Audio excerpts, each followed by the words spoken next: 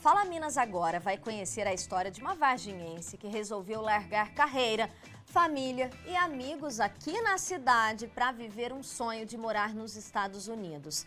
A Winnie Flauzino, a gente vai acompanhar algumas imagens, essas imagens aí, ó, que a gente vê nas imagens agora, tem 28 anos e há mais ou menos 3 anos aí mora nos Estados Unidos. Atualmente ela mora numa cidadezinha conhecida como Roseville, que é uma cidade na Califórnia com pouco mais de 118 mil habitantes e que fica pertinho de Sacramento, que é a capital da Califórnia, e a cerca de 2 horas de São Francisco, que é bem famosa, né, e que já foi cenário aí de muitos filmes e séries. Quando estava aqui em Varginha, ela, que é engenheira de produção, estava realizada, trabalhando na área de formação numa multinacional, mas mesmo assim, ela ainda tinha o sonho, né, de morar nos Estados Unidos. Foi então que durante a pandemia ela viu uma oportunidade num programa de estudos e trabalho. Resolveu embarcar no sonho e hoje já está no processo de mestrado em análise de negócios.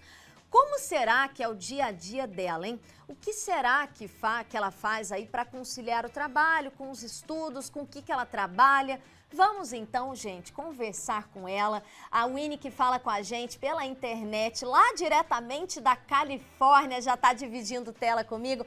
Bem-vinda aqui, viu, Winnie? Obrigada, Lúcia. Obrigada pelo convite, bem legal. Ô, Winnie, me conta uma coisa, né? Como que foi, né, essa idealização desse sonho, né? Que você estava, assim, trabalhando na sua área, que estava muito bem, estava feliz com a família, com os amigos, mas resolveu, né, deixar o óbvio e foi pelo duvidoso aí, né, para realizar esse sonho. Sim, nossa, foi... Eu sempre quis, né, fazer isso, desde que eu me conheço como gente, na real. A minha mãe sempre me incentivou muito, toda a minha família. O meu irmão teve a experiência de morar fora também.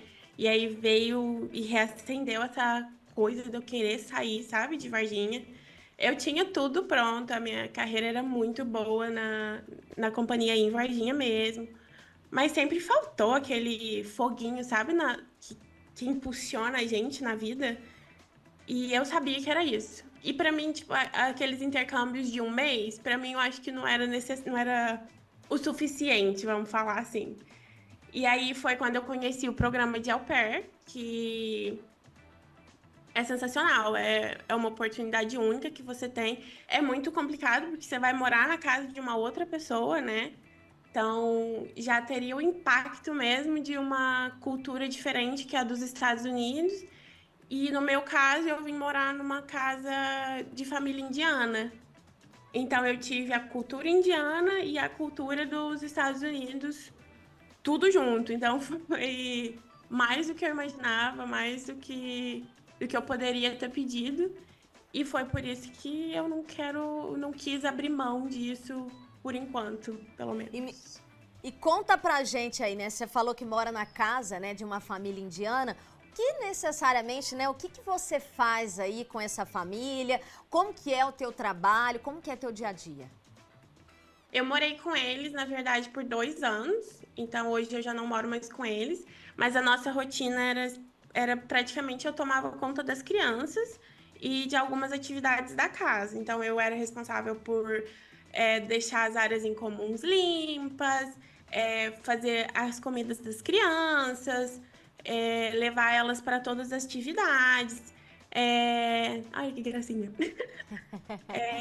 E eles super me introduziram para cultura deles, né? Então, eles comem com a mão, então eu aprendi toda a técnica de como comer com a mão, de como que é servida as comidas, aprendi a cozinhar alguma das comidas deles. Eu sou apaixonada, eu não consigo comer muito comida apimentada, e a comida indiana é uma comida mais quente, mas eles todos fizeram tipo um ajuste nos temperos para que eu pudesse acostumar.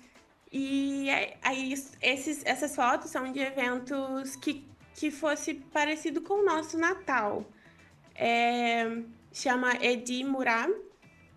E aí todo ano a gente se veste, a gente tem uma apresentação de dança, são comidas típicas, tem os momentos de orações deles. E é bem legal. A comunidade indiana aqui nos Estados Unidos é gigantesca. Gigantesca. E aí, né, a gente sabe que aqui no Brasil você tem a sua carreira, mas agora você também, né, tá direcionando aí para voltar a agregar aí o seu currículo, né, de formação. Sim, eu encontrei uma oportunidade muito legal de completar o meu Masters aqui, que seria tipo uma pós-graduação em ciência de dados de análise.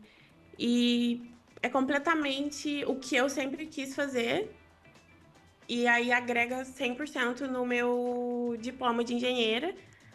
E o meu objetivo total é ter o meu diploma aqui nos Estados Unidos para que o meu currículo seja, tipo, uma bomba, sabe? Muito chamativo e que eu consiga mostrar com as minhas experiências, com o tempo que eu passei aqui nos Estados Unidos e conseguir me recolocar de uma maneira bem positiva no mercado.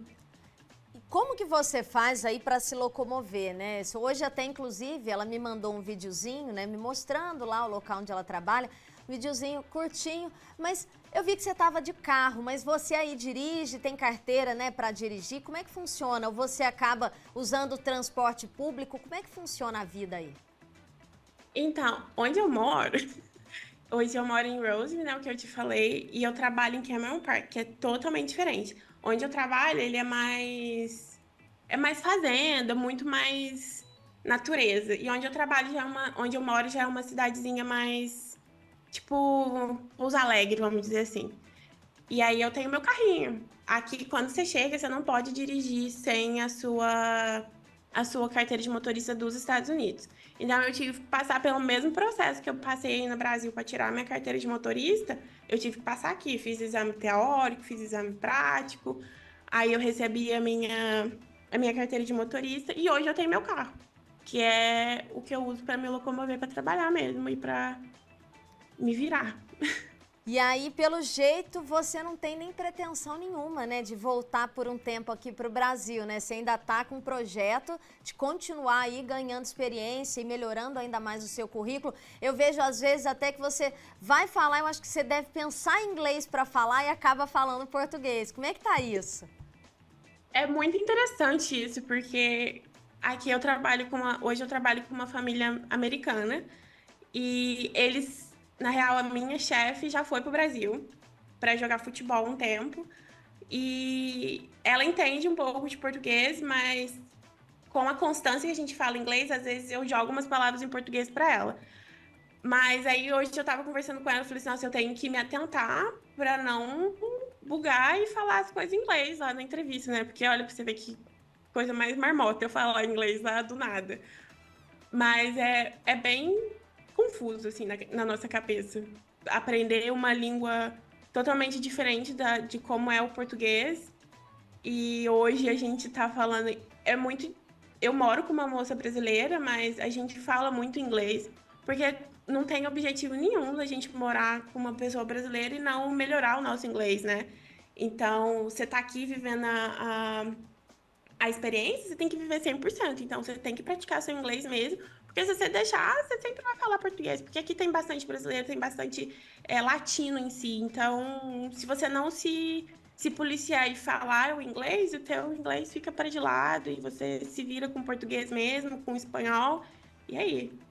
Ô, Ine, tira uma dúvida aqui pra gente, né? Quando você foi lá em 2020, né? 2021, você já tinha alguma base do inglês, né? Qual que era o seu nível de inglês? E hoje, como que tá o seu nível de inglês? Eu já vejo que é de conversação mesmo, mas quando você foi, você já tinha pelo menos uma base?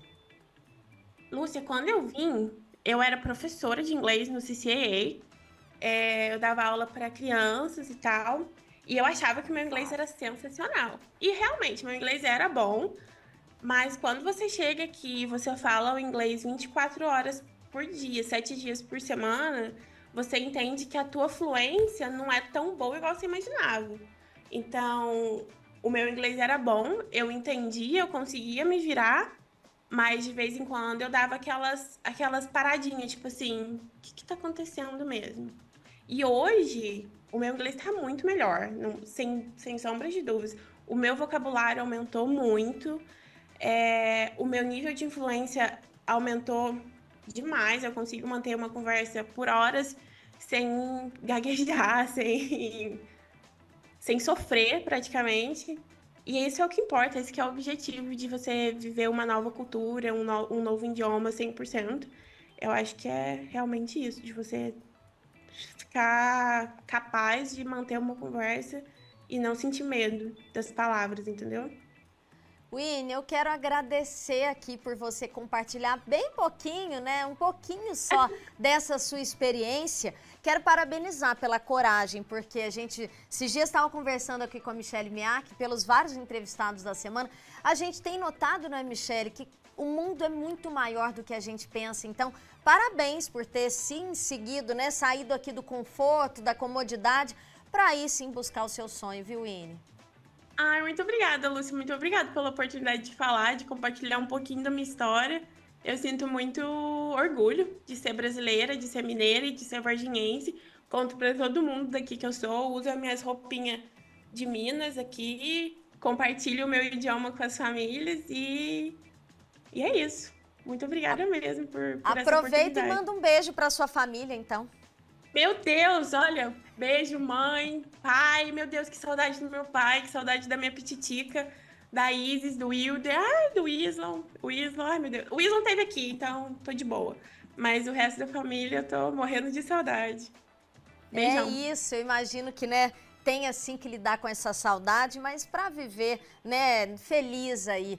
Um beijo, Winnie, parabéns, né, e mais uma vez muito obrigada por compartilhar um pouquinho dessa história, porque a gente gosta de mostrar para vocês aqui, né, histórias de brasileiros, de sul-mineiros, nesse caso de uma varginhense, que foi sim, né, vestiu ali a bolsa da coragem e foi para fora ganhar o mundo aí. A gente tem muito orgulho dessas histórias.